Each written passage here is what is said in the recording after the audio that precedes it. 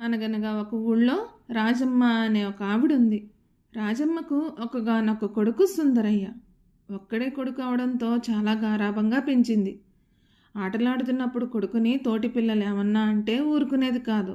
ఆ పిల్లల వాళ్ళ పెద్దవాళ్ళ దగ్గరికి వెళ్ళి గొడవ పెట్టుకునేది. ఆమె నోటికి అందరూ భయపడేవారు. అయితే తల్లి గారాబం సుందరయ్యను ఏమాత్రం చెడగొట్టలేదు. అన్ని పనుల్లోనూ చురుగ్గా ఉండేవాడు, బుద్ధిమంతుడు అనిపించుకున్నాడు.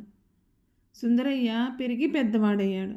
సుందరయ్యకు పెళ్లి చేయాలని రాజమ్మ ప్రయత్నాలు మొదలుపెట్టింది. పిల్లాడు గుణవంతుడని అనుకున్నా తల్లి దురుసుతనానికి భయపడి పిల్లనివ్వడానికి ఎవ్వరూ ముందుకు వచ్చేవారు కాదు.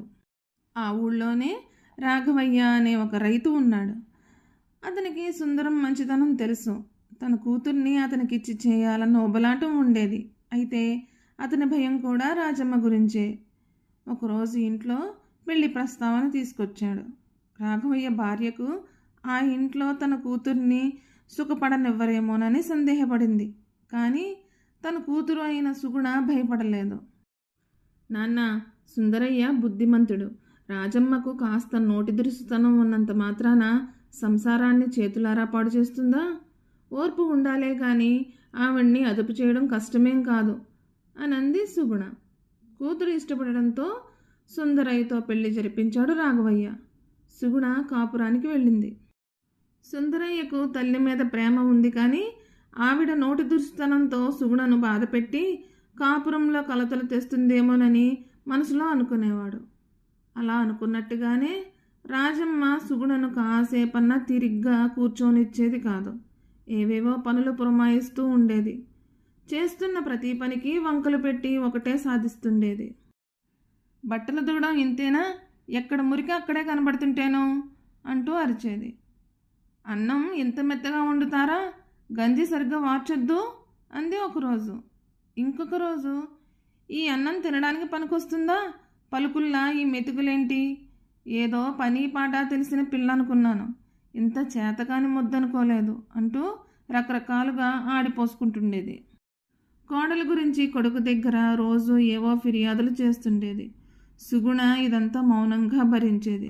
సుగుణను తల్లి రాచి రంపాన పెడుతుందన్న బాధ సుందరయ్యలో పెరిగిపోతుండేది. ఒకరోజు పాలతోడు సరైన సమయంలో వేయలేదంటూ రాజమ్మ అదే పనిగా భార్యను సతాయిస్తుంటే భరించలేకపోయాడు. భార్య ఒంటరిగా ఉన్నప్పుడు ఇలా అన్నాడు.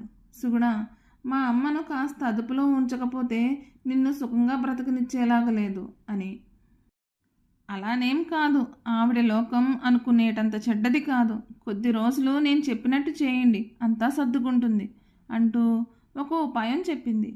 భార్య చెప్పిన ఉపాయం నచ్చకపోయినా సరే అని అన్నాడు. తర్వాత రోజు సుగుణ భర్తకు భోజనం వడ్డిస్తుంది. ఉన్నట్టుండి భార్య మీద అంతెత్తున లేచిపడ్డాడు. తాగే నీళ్లలో ఈ నలకలేంటి, చూసుకోవద్దు అంటూ గ్లాసు గోడకు విసిరికొట్టాడు. రాజమ్మ కొడుకు ప్రవర్తన చూసి ఆశ్చర్యపోయింది. కూరలో ఇంత ఉప్పేంటి? నీ ముఖానికి వంట చేతనవునా అంటూ ఇంకొక రోజు గిన్నె నేలకు కొట్టాడు. నిజానికి కూర ఎంతో బాగుంది కదా అని రాజమ్మ అనుకుంది. అలాంటిది కొడుకు కోడల్ని తిట్టడం విడ్డూరంగా అనిపించింది. కాఫీలో ఇంత చక్కెర వేస్తావేంటి? ఇదేమన్నా బెల్లం పానకం అనుకుంటున్నావా? చిచి అంటూ కాఫీ పారేశాడు. ఇలానే రోజు సుందరయ్య ఏదో ఒక వంకతో భార్యను తిడుతూ ఉండేవాడు. కొడుకు ఎన్ని మాటలన్నా కోడలు ఎదురు చెప్పకపోవడం రాజమ్మకు ఇంకా ఆశ్చర్యం అనిపించింది. కోడల్ని సతాయించడం మానేసింది. ఆమె పైన జాలేసింది రాజమ్మకు. మంచిగా ఉండడం మొదలుపెట్టింది. ఇదేంటమ్మాయి, ప్రతిదానికి నీ మీద చిరాకు పడుతున్నాడు? పోనీలేని ఊరుకుంటుంటే వీడి ఆగడాలు పెరిగిపోతున్నాయి అని అంది ఒకరోజు కోడలతో. కోపంతో 4 మాటలు అన్నంత మాత్రాన పోయిందేముందిలే అత్తయ్య, ఇది తప్పని ఆయనే తెలుసుకుంటారు అని అంది సుగుణ. కోడలి ఓర్పుకు వినయానికి రాజమ్మ ఎంతో ముచ్చటపడింది. మంచి పిల్ల కాబట్టి కొడుకు ఆగడాలు ఓర్చుకుంటుంది కానీ వేరే పిల్ల అయితే కుటుంబాన్ని వీధికి ఎక్కించేది అని అనుకుంది మనసులో. ఒకరోజు సుందరయ్య పని మీద పొరుగురికెళ్ళి ఆలస్యంగా ఇంటికొచ్చాడు. సుగుణ అలసట వలన నిద్రపోతూ ఉంది. ఒక్కసారిగా సుందరయ్య సుగుణ మీద విరుచుకుపడ్డాడు. వేళాపాలా లేకుండా నిద్రేమిటని చేయి చేసుకున్నాడు. రాజమ్మ కొడుకుని చూసి సహించలేకపోయింది. ఏమిట్రా అంత మంచి పిల్లను వేపుకు తింటున్నావు? భార్యాభర్తల మధ్య కలగ చేసుకోవడం బాగుండదని ఇన్ని రోజులు ఊరుకున్నాను. కోడల్ని ఒక్క మాటన్నా ఊరుకోను. నీ ఆగడాలు నలుగురికి తెలిస్తే నన్నాడిపోసుకుంటారు అంటూ కొడుకుని తిట్టింది. సుందరయ్య ఏం మాట్లాడకుండా మౌనంగా ఉన్నాడు. సుందరయ్య భార్య తెలివితేటల్ని మెచ్చుకోకుండా ఉండలేకపోయాడు. తర్వాత సుగుణ సుందరయ్యతో ఇలా అంది. మీరంటే ఆవిడకు పంచప్రాణాలు. నేను వచ్చిన తర్వాత తనను మీరు ఎక్కడ దూరంగా ఉంచుతారోనన్న భయం ఆమెకు మొదటి నుంచి ఉంది. అందుకే ఏదో వంకతో నన్ను తిడుతూ ఉండేది. నా మీద మీకు లేనిపోనివి కల్పించి చెప్పేది. ఎప్పుడైతే మీరు ఆవిడ అనుకుంటున్నట్టు నన్ను మీరు నెత్తిన పెట్టుకోకుండా కఠినంగా ఉంటున్నారో అప్పుడే నా మీద ఆమెకు జాలి వేసింది.